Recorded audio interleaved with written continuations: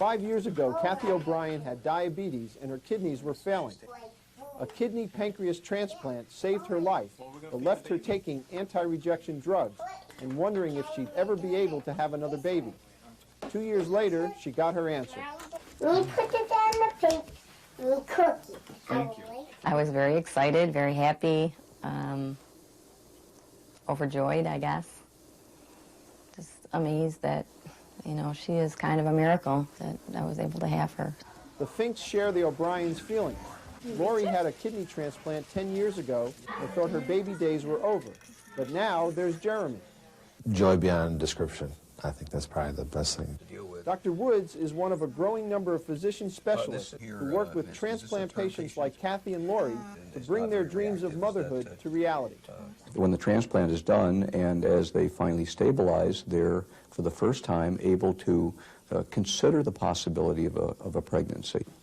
Doctors recommend you wait 2 years after a transplant before getting pregnant. Along with prenatal checks, they want to make sure the donated organ is working. And there's risk to the baby. More than 50% are low birth weight and premature. Despite these risks, the O'Briens and Finks wouldn't have it any other way. Don't rule it out just because you've had a transplant. Approximately 250 babies are born each year to women who have had transplants. With new anti-rejection drugs, hopefully that number will continue to grow. For Medical Breakthroughs, this is your Centera Family Doctor, David Maizel.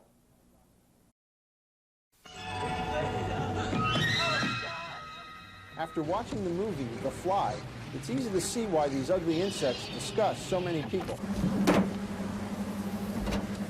Dr. Peter Grubel hates flies too, but he studies them in his Boston lab every day. He thinks flies carry and spread H. pylori, the bacteria known to cause ulcers in humans. We were very surprised when we found that these bacteria can survive in the fly stomach, like in a human stomach.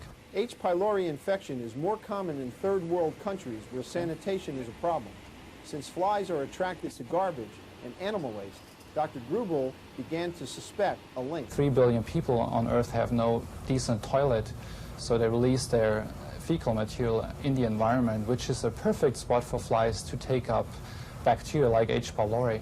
When flies are exposed to H. pylori in the lab, they pick up the infection, and outside, flies caught in the wild can also carry the bacteria. Our preliminary data show that Helicobacter pylori is present in flies caught in the United States and in Europe. At this point in time, researchers really don't know if the fly truly is to blame. We do know that about 15% of people infected with H. pylori will develop an ulcer. For Medical Breakthroughs, this is your Centera Family Doctor, David Maizel.